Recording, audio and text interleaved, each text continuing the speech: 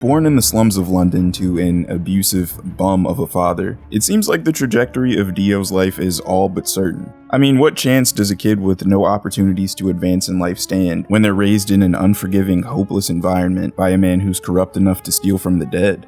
Dio Brando isn't in the series for long. He's only there to establish the reason why Dio is the way he is, while serving as a bridge to the Joestar family. Dio hates and resents his father for the life he gave him, the way he treated his mother, and for just being a piece of shit. So he kills him. But he lucks out because Dario leaves him a valuable inheritance. A place in the Joestar family where he has a legitimate chance to make a better life for himself, as well as every single personality trait that he could possibly need to ruin that opportunity. Look at my lips, you're ruining it. As Dio says his disdain-filled goodbyes to his father, we learn that he has the goal of becoming a rich and powerful person.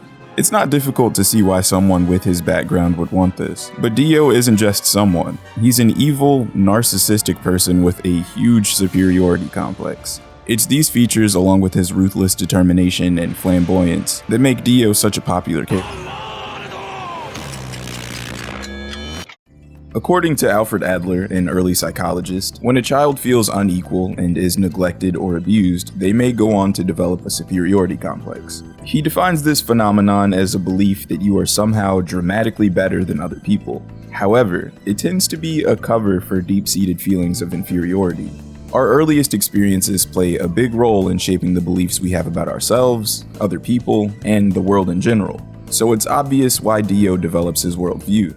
He's raised by a selfish man who takes advantage of others, and even though he would hate to admit this, the apple doesn't fall far from the tree. We only briefly see what Dio's life before the Joestars is like, but we're given more than enough information to know that behind his mask of showy confidence are some glaring insecurities. Dio has a very high opinion of himself and looks down on basically everyone. He hates the Joestars because they're rich and he's not, and he also hates anyone like the people he was raised around because they treated him like garbage. In spite of this, Dio carries himself like he's the greatest person to ever walk the earth. Just look at the way he makes his entrance to the Joestar estate. Even though this is extremely fly, it's something only a person who's full of themselves would do. In his childhood, his superiority complex is mostly shown through his interactions with Jonathan. One of the first things he says to him is that he's number one and nobody looks down on him. From here, he goes on to bully Jonathan relentlessly, and while this is a part of his plan to replace JoJo as George's heir, he also just really enjoys tormenting him.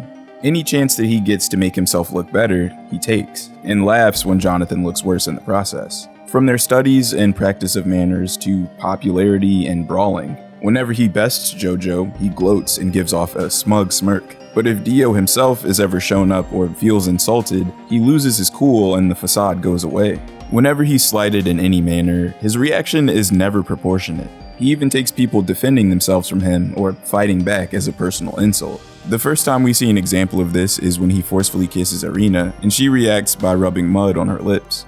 Dio feels humiliated by this and decides that in return, he needs to slap the taste out of her mouth.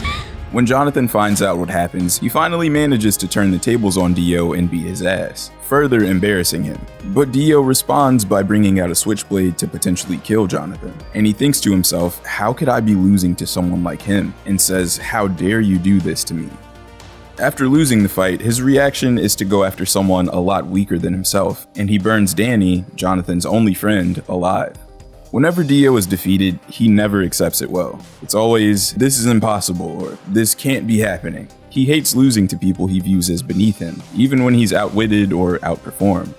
While Dio is a naturally talented and intelligent individual, his arrogance and overconfidence often overshadow those features. Once he learns that Jotaro can move and stop the time, Dio does everything in his power to end the fight while staying out of his range. He uses throwing knives and finds a road roller in an area where there are no construction zones to keep his distance. These are some pretty big brain moves, but he still loses the fight because he celebrates a little too early. Dio really craves power, and every time he gets it, it goes to his head. Some of the most compelling villains across all forms of media are gigantic narcissists. They see themselves as gods among men and have grandiose senses of self-importance. Dio is no Okay, actually, he might be a little bit worse, because most of them don't speak in the third person like he does. But it was I, Dio! From the age of 12 until his death, he shows disdain for and is demeaning toward most of the people that he interacts with. Dio only ever sees two people as his equals, Jonathan and Poochie. It's only after Jonathan nearly kills him and leaves him as just ahead that he finally acknowledges his strength and determination. If he was the strongest creature on the planet, then surely the man who defeated him must be strong as well.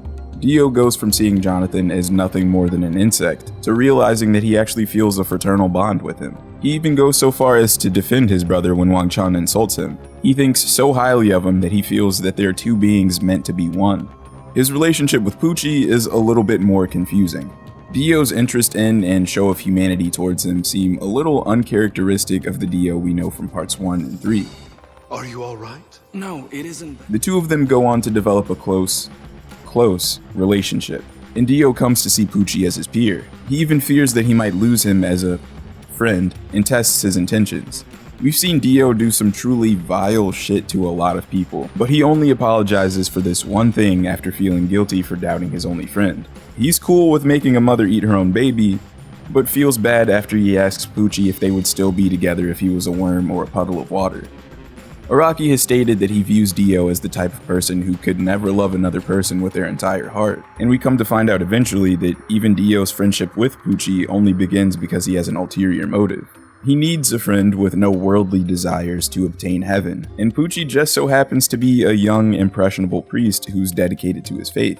Him somehow healing the priest's foot is a big cheat code when you think about it. Any holy man would be intrigued and maybe a little bit confused if they saw someone perform what they could only assume was a miracle. Hey, wait! Who even are you? Narcissists can be masters of manipulation who are willing to exploit any relationship they have to achieve their own goals. One of the first things Dio does in the series is turn the kids in Jonathan's town against him by publicly humiliating him in a fight, lying behind his back, then impressing those kids with fireworks. Once they're on his side, they shun JoJo and start calling him a snitch for basically no reason at all.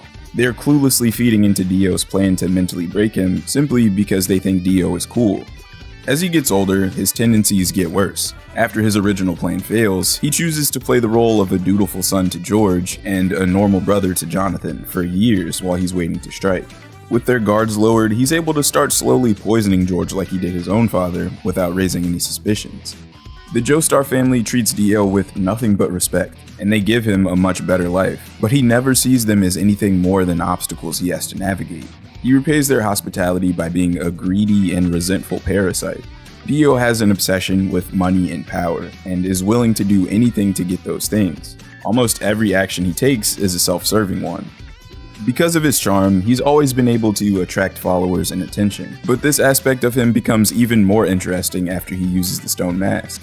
Manipulation is his most frequently used weapon. He employs any number of tactics to recruit loyal subjects to do his bidding for him. Fear, money, miracles, flexing, brainwashing, mind control. Some of his followers even come to worship and adore him as their god, and they're willing to sacrifice their own lives to further his will. When you focus on these aspects of the relationships he has, you can see that he operates similarly to the way some of the most infamous cult leaders in history have. Once he has a person's loyalty, he treats them like disposable tools and has no problem throwing them away after he's gotten what he needs from them. There is no thanks involved if you work for Dio. In his eyes, you're just doing what you're supposed to do. Even his most undyingly loyal subjects like Inya aren't safe from being thrown away after he's done with them, and because of his raging god complex among other things, he feels no remorse. There are a lot of factors that play a role in determining whether or not a person will develop a narcissistic personality, but just like any other mental health issue, you can bet that both nature and nurture play a role. Narcissists can be made through experiences with trauma, environmental influences, and genetic factors. And it's also important to note that most people with NPD aren't cult-leading murderers. So what makes Dio the exception? He is pure evil, right down to his very bones. Dio is established as an evil person extremely early in the JoJo timeline. Not by the fact that he made his father suffer a slow death. We actually don't care about him. His first truly evil deed is kneeing the shit out of Danny for absolutely no reason. What was that for? It's unforgivable and shows how big of a dickhead he really is. The Italian translation for the word God is Dio, and again, this is how he sees himself. In Stardust Crusaders, he even sheds his last name and only goes by Dio? But it's ironic that he has a lot more in common with the devil. One of the many names given to Satan is Lucifer, which means bringer of light. And you know what else is light? Dio's bright-ass yellow outfit. JoJo's is meant to be a celebration of the goodness of humanity. And in this story, much like with Satan in the Christian mythos, Dio represents evil. You could make the case that most of the things we see him do are variations of the 7 deadly sins. Aside from just being one of the biggest haters of all time, pride, wrath, greed, and envy influence most of his motivations. The devil is a fallen angel who grows tired of worshiping God and desires to be worshipped himself. This makes him decide to lead a rebellion and try to seize power, but he fails and is shamefully cast out of heaven along with his followers. Dio wants to be the most powerful person on the planet, and over time, this evolves into him wanting to obtain heaven for himself and literally reshape the world in his own image exactly like God. While most depictions of the devil in media paint him as this mischievous, little red horned guy with a pitchfork, there are others where he maintains his prior angelic appearance. This plays with the idea that the devil's MO is to tempt humanity into turning their backs on God. One of Dio's defining traits is his charisma. His charm alone gains him the loyalty of a bunch of followers. Evil isn't always grotesque and monstrous, it can be enticing and attractive. Throughout parts 1 and 3, he offers people things like immortality, eternal youth, beauty, wealth, power, but anyone who accepts is eventually screwed over, whether that be immediately or sometime down the line. Any deal with Dio is basically a deal with the devil.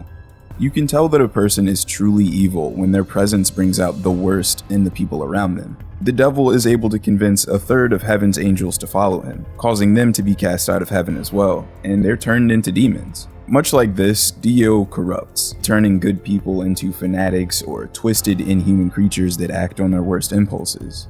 To Dio, humans are no more than food and playthings. He turns regular guys into man-cat hybrids just because he thinks it might be cool.